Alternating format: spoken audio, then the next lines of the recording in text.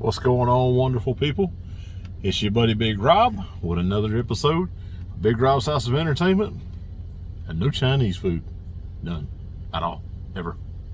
So, I want to start off by telling everybody happy Sunday. I hope y'all have a great day. I hope y'all had a good Labor Day weekend. Maybe it's a 3-day weekend. Maybe y'all got to spend a little time with family, got to grill, whatever y'all ended up doing.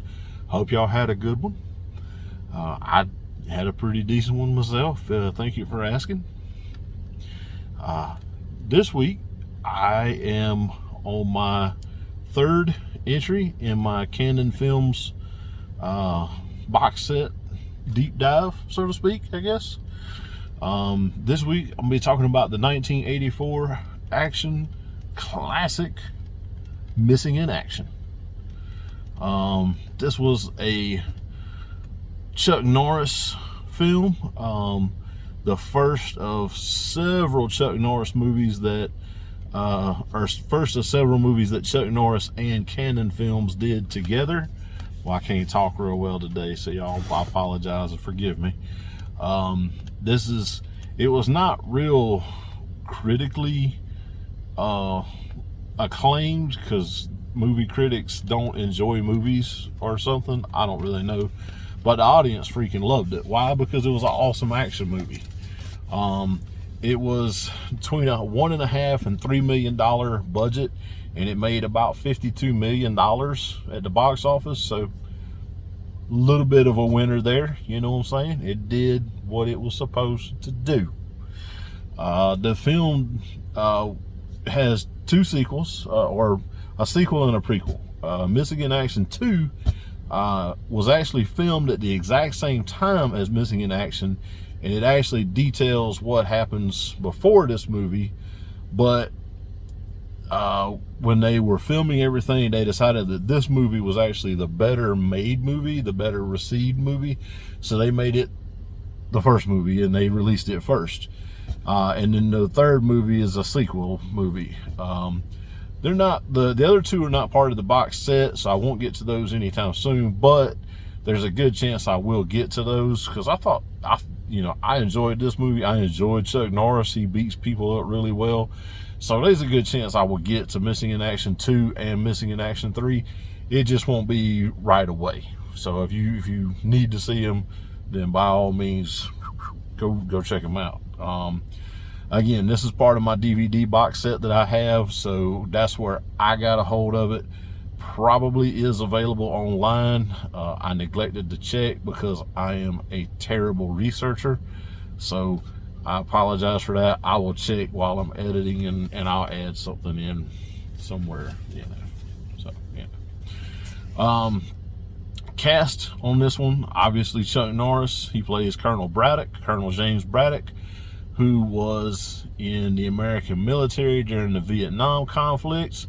He was captured by some scum-sucking commie douche nozzles and put in a prisoner of war camp. Chuck Norris, I mean, what can we say? This dude is like a infinity degree black belt in karate. Walker, Texas Ranger, Lone Wolf McQuade, obviously the Missing in Action movies, the Delta Force movies. He was in one of the Expendables movies. There is websites and Facebook groups and everything else devoted to how awesome Chuck Norris is. Chuck Norris doesn't do push-ups. Chuck Norris pushes the earth away from himself and pulls it back.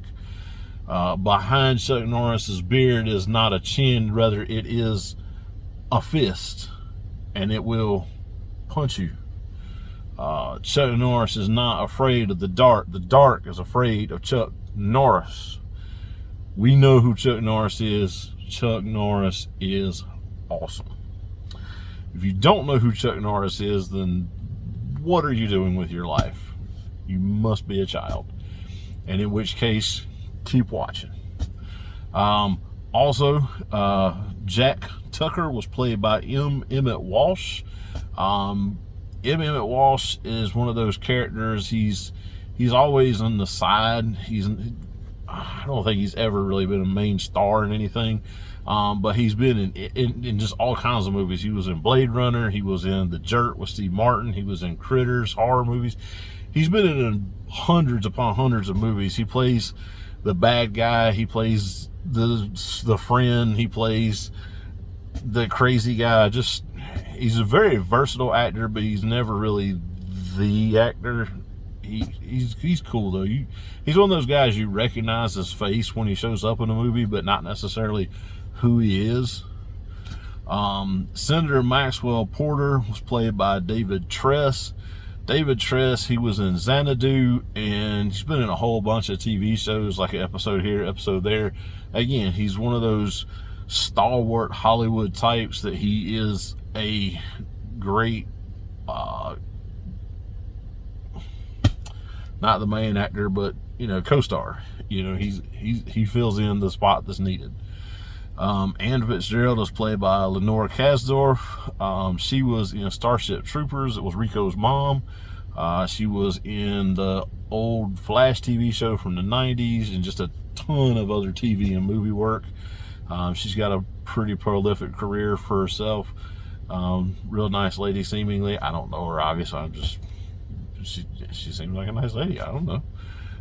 General Tran was played by James Hong. James Hong, man, this dude, Big Trouble in Little China, Kung Fu Panda. He was in a couple episodes of The Big Bang Theory. He's an awesome dude. Got this great look to him. He looks like, oh, this could be, he could be Chinese, he could be Korean, he could be Vietnamese. And the dude was born in Minneapolis. He's from Minnesota. You know, whatever. But James Hong, he's had one of those huge careers that he plays the Asian guy that they need played. Sometimes he's a good guy, sometimes he's comic relief, sometimes he's a very, very bad guy, as in the case here, as General Tran was a evil scumbag. But he's a huge career. And because I always do, I gotta tie this to Star Wars.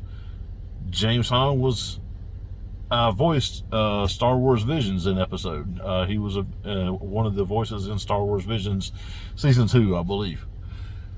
So, and if you haven't seen Star Wars Visions, man, that stuff is crazy good, by the way. Just total aside. I'm sorry about that. So, storyline for Missing in Action. It's not a very in-depth storyline because it doesn't have to be. It's an action movie. Basically, Colonel Braddock, Chuck Norris's character, he's a military officer who was in the Army.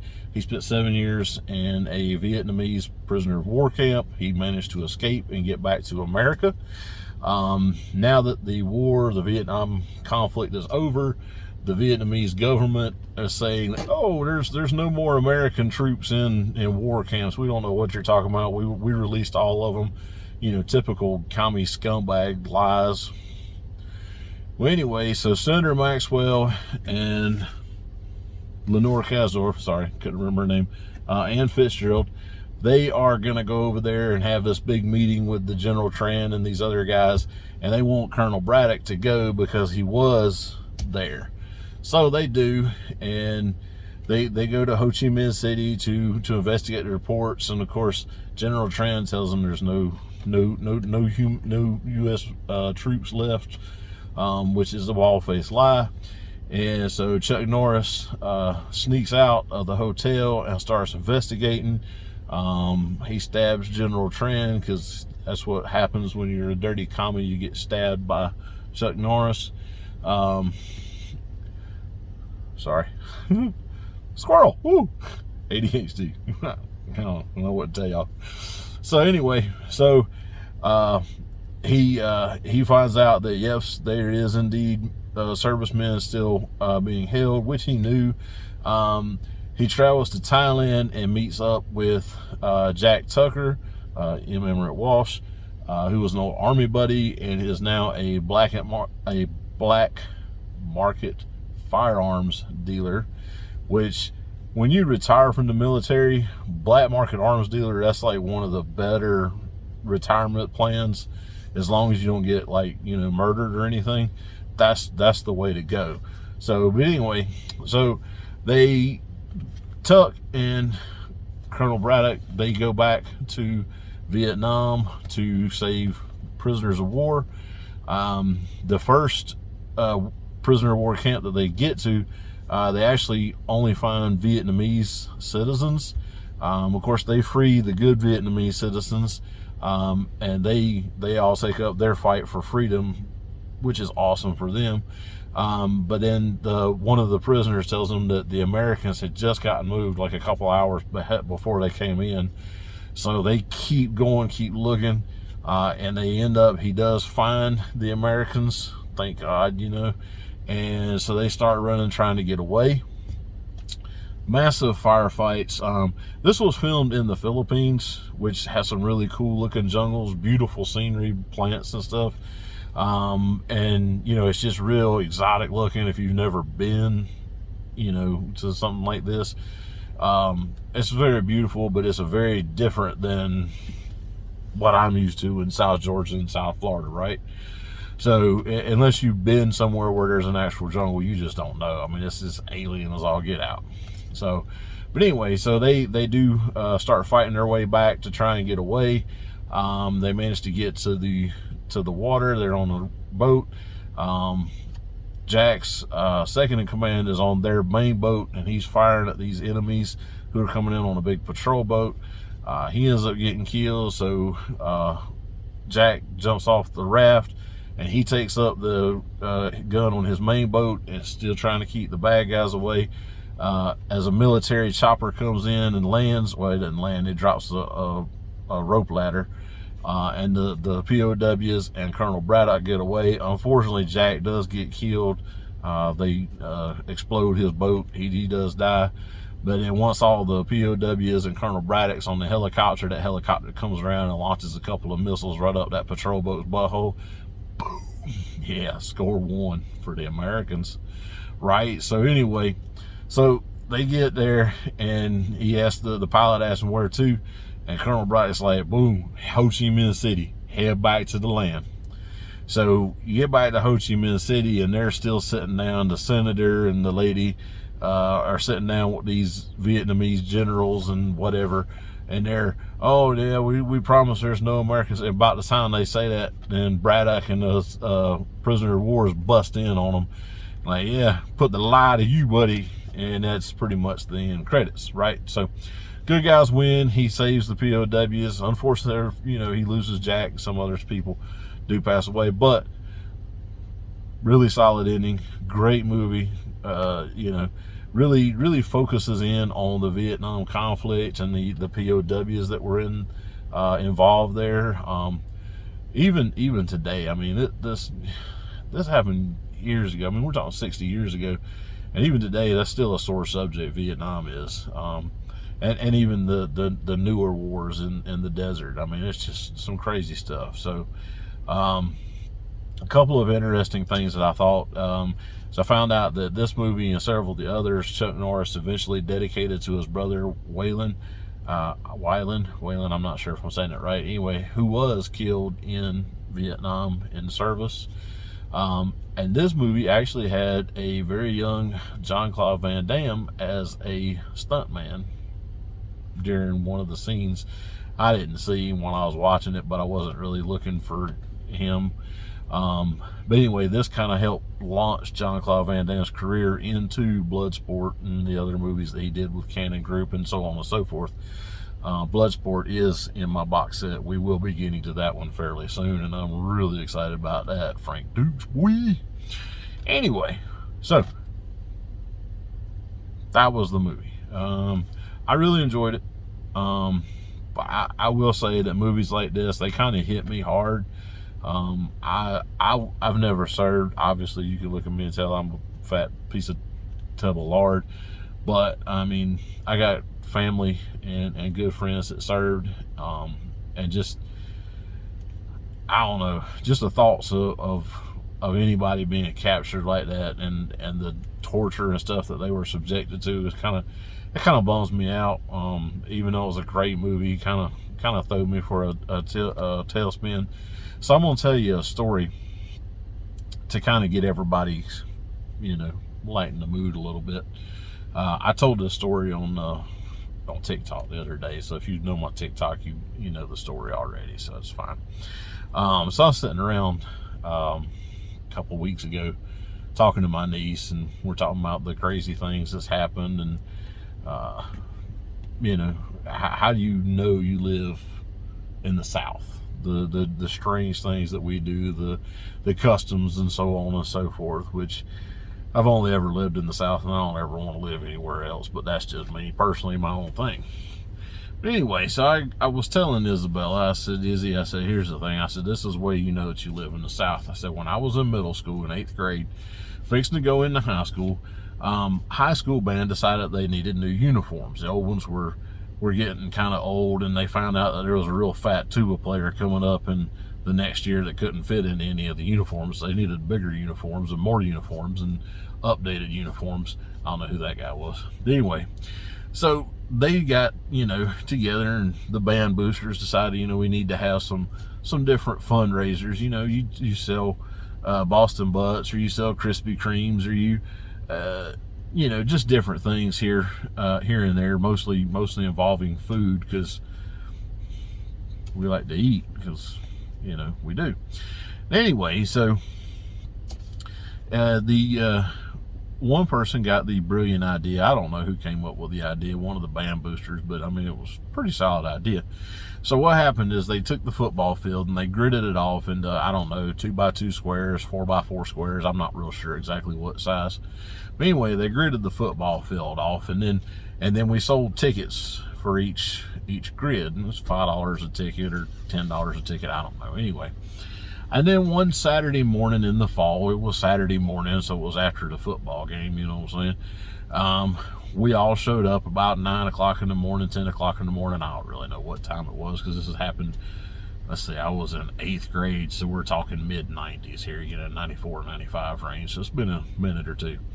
Anyway, so we all showed up at the football stands, and the middle school band, you know, we're in our band t-shirts, got our instruments, and we're over there in the corner of the stand, and we're playing Hold On, I'm Coming, and Hang On, Sloopy, and you know, just the classics, right? You know, so anyway, we're playing, and there's all these parents and band boosters and fans and just random people, way more people than should have been there for this. But anyway, so they're all gathered in the stands, and a local farmer in his pickup truck with a livestock trailer drives out onto the field and stops somewhere in the middle of the field. He gets out and he walks back, and he opens the livestock trailer up, and a cow he leads a cow out, and we all sit there and everybody watches, and we play our music. We kind of play it quietly so we don't spook the cow, and we just sit there for a little while. I don't remember how long it take. We just sit there for a little while until the cow took a crap, and whoever's square that the cow's crap landed in, they won some money. Yeah, that was a real thing that happened. Somewhere, probably don't have it anymore, because I was too dumb to save things like this, because I didn't know I was going to be trying to make videos for TikTok and YouTube when I was in middle school. So I wish I had to say that. Somewhere there are some t-shirts that say Cowadunga, because that was what we called this. That was the name of the fundraiser, was the Cowadunga.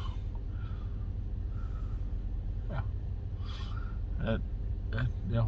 And if you know anybody who went to high school there, or anybody in that town, probably, I'll be honest with you, they can vouch for that.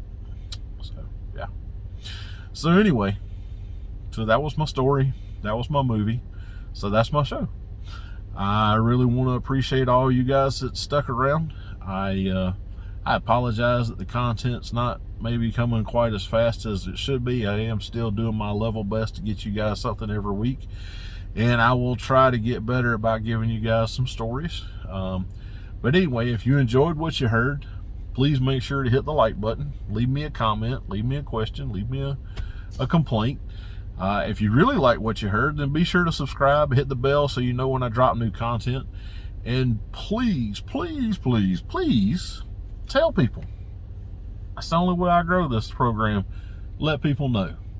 I also post on TikTok. Should be at big_Robs_house or something similar to that. My logo is the same over there as it is over here, and I post stuff over there occasionally. I try to post some there, some here, some both. It just kind of depends on where I'm at and what I'm doing, what I post. So, but I really appreciate that. Last thing before I get out of here, I want to tell you guys to make sure you check out my buddies Monster and Hassle over at the Nerdy Man Room Show and Hassle's Review. They are on YouTube just like I am. They are also all over social media. They are on Roku TV and Fire TV under Spotlight Media GA channel on both devices. It's the same channel. They dropping shows every week or so. Hassle drops reviews all the time. They are hilarious. They talk about all kinds of cool nerdy stuff. Go check them out and tell them Big Rob sent you. And I think that's it. I appreciate y'all hanging out with me. Until next time, may the force be with you.